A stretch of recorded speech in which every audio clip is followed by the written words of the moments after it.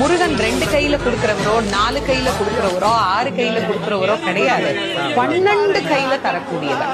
கேட்டவருக்கு கேட்ட வரங்களை அல்ல, நினைத்தவருக்கு நினைத்த வரத்தை விட அதீதமான நலன்களை வாரி வாரி வழங்கக்கூடியவர்.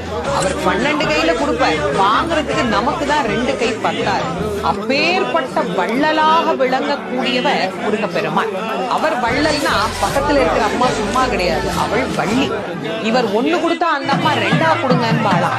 அப்படி கணவனும் மனைவியும் போட்டி போட்டுக்கிட்டு நமக்கு கொடுக்க தயாரா இருக்கிறாங்க. வாங்குவதற்கு நாம் என்ன செய்ய வேண்டும்? அவரை நினைக்கணும். எப்படி நினைக்கணும்? அரை நிமிஷமாவது நினைக்கணும். அரை நிமிஷம் எப்படி நினைக்கணும்? எனக்கு கொடுப்பாரு, எனக்கு கொடுப்பாரு, எனக்கு கொடுப்பாருன்னு நினைக்க கூடாது. முருகப்பெருமானே உள்ளம் உருகி, அந்த உள்ளம் உருகுகிற போதே நமக்கு அப்படியே கண்களில் இருந்து ஆனந்த கண்ணீர் அப்படியே பெறும். அந்த கண்ணீர்